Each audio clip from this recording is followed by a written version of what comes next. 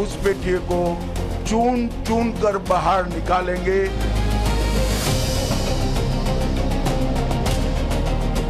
Ghost voter अगर नहीं रहेगा तो टीएमसी भी नहीं रहेगा।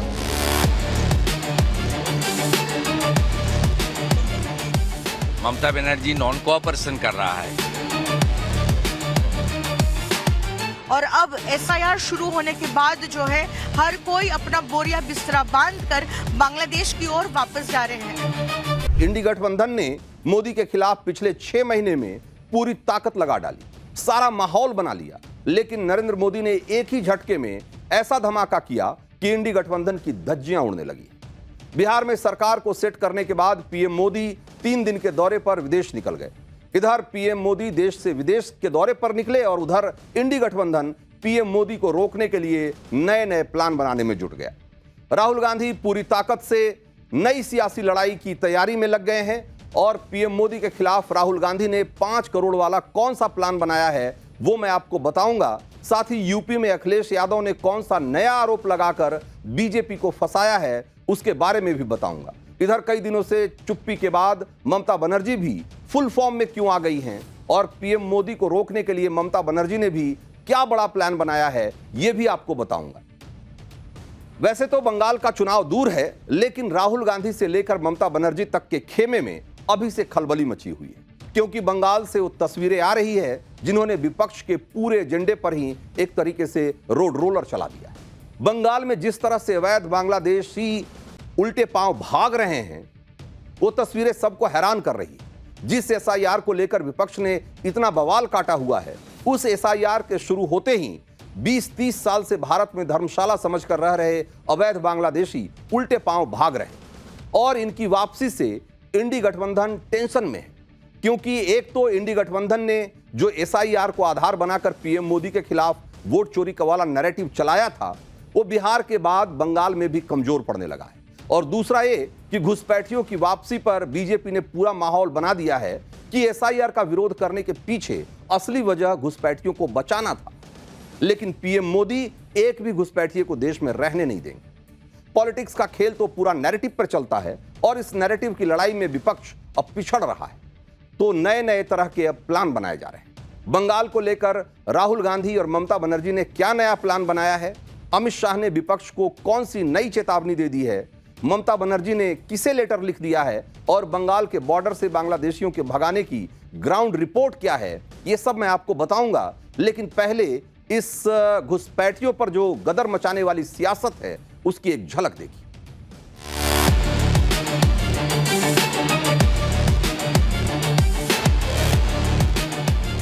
गंगा जी यहां बिहार से बहते हुए ही बंगाल तक पहुंचती है।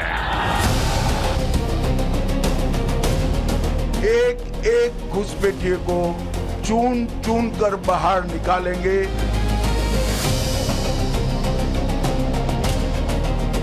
घोस्ट वोटर अगर नहीं रहेगा तो टीएमसी भी नहीं रहेगा।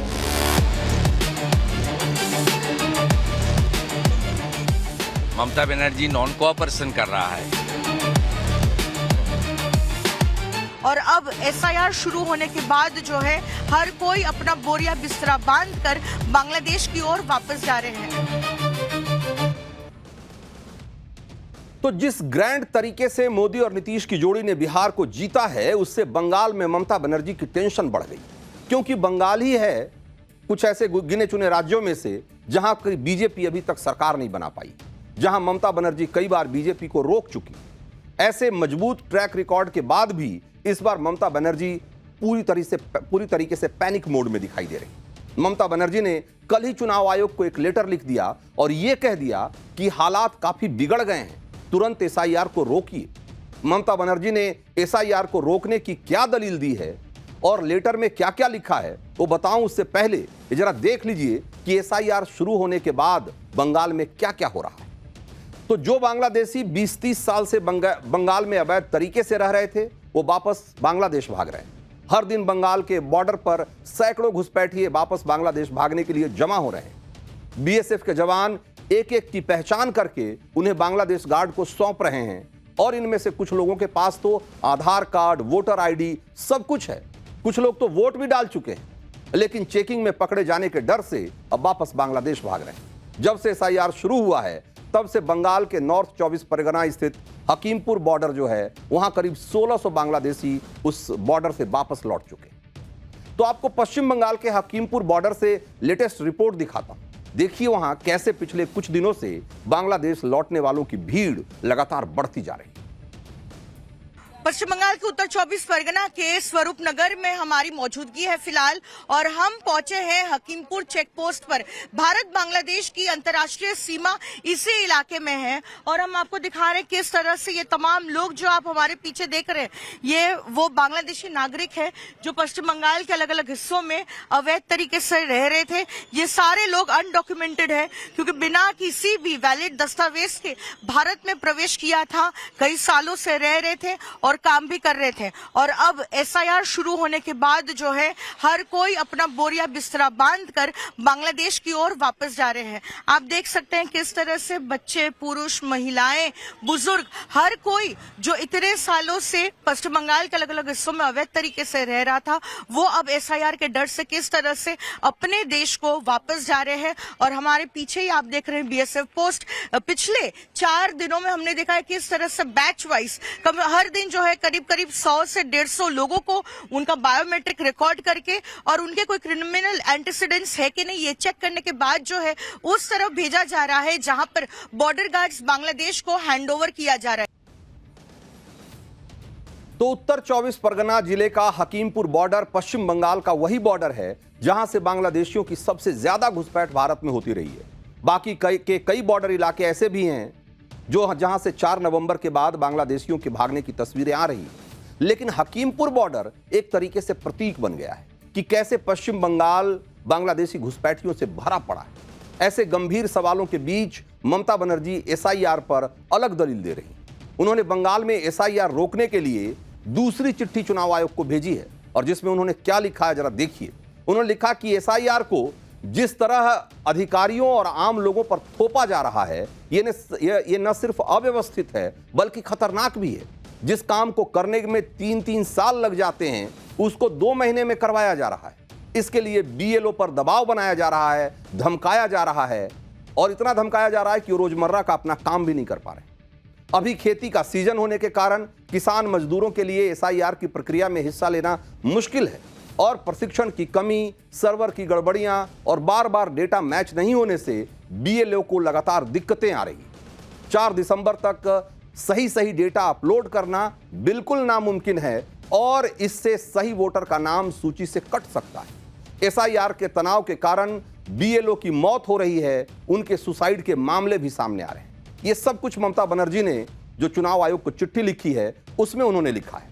इधर ममता बनर्जी कह रही है कि एसआईआर को तुरंत ब्रेक लगाओ और यह बहुत खतरनाक है। और उधर गृह मंत्री अमित शाह ने पलटवार करते हुए याद दिलाया कि बिहार में भी एसआईआर के खिलाफ विपक्ष ने यही गलती की थी और जनता ने साथ नहीं दिया था। सुनिए एक बार अमित शाह। दुर्भाग्य की बात है कुछ राजनीतिक दल एक घुसपैठिया हटाओ का जो अभियान है इसको निर्बल करने में लगे हैं और वो राजनीतिक दल चुनाव आयोग द्वारा जो एसआईआर की प्रक्रिया चल रही है, मतदाता सूची का शुद्धिकरण जो चल रहा है इसका खिलाफत कर रहे हैं। मैं आज इस हीरक जयंती समारोह में बहुत स्पष्ट करना चाहता हूं कि हम इस देश में से एक घुसपैठिए को चुन चुन कर बाहर निकालेंगे, ये हमारा प्रण है। मैं आगाह भी करना चाहता हूं उन राजनीतिक दलों को जो घुसपैठियों के संरक्षण में लगे हैं। बिहार के चुनाव देश की जनता का मैंडेट है और वो मैंडेट घुसपैठियों की उपस्थिति के खिलाफ। जो दल घुसपैठियों को सुरक्षित करने के लिए, मतदाता सूची में सुरक्षित करने के लिए काम कर रहे हैं, उनको ज्ञात होना चाहिए कि देश की जनता कभी ऐसे इरादों का समर्थन नहीं करेगी। तो इस बार पलटवार से स्पष्ट है कि बंगाल में इस वक्त एसआईआर और घुसपैठिए के मुद्दे पर बीजेपी और टीएमसी बिल्कुल आमने सामने है। टीएमसी कह रही है कि एसआईआर से बीएलओ प्रेशर में आकर जान दे रहे हैं, एसआईआर को रोको। और वहीं बीजेपी कह रही है कि बीएलओ पर कोई वर्क प्रेशर नहीं है, बल्कि टीएमसी का प्रेशर है। टीएमसी का तर्क है कि एसआईआर जल्दबाजी में किया जा रहा है, इसे जेन्युइन वोटर के नाम इससे कट सकते हैं, जबकि बीजेपी कह रही है कि एसआईआर की वजह से घुसपैठिए वोटर लिस्ट से बाहर हो रहे हैं, इसलिए ममता बनर्जी इसका विरोध कर रही है। सुनिए कि कैसे बीजेपी नेता ममता बनर्जी को घेर रहे हैं। ये कह रहे हैं कि घुसपैठियों की वापसी से ममता बनर्जी के आंसू निकल रहे हैं। बंगाल में एसआईआर होगा।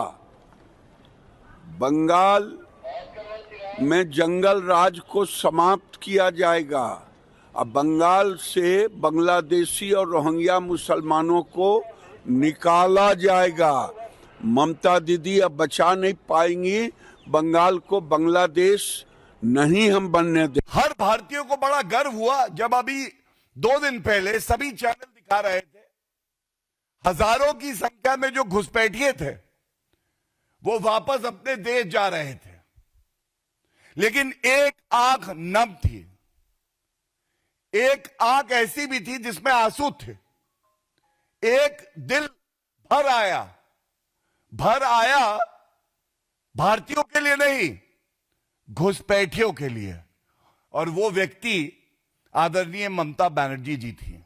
उनको लगा ये तो मेरा वोट भाग रहा है,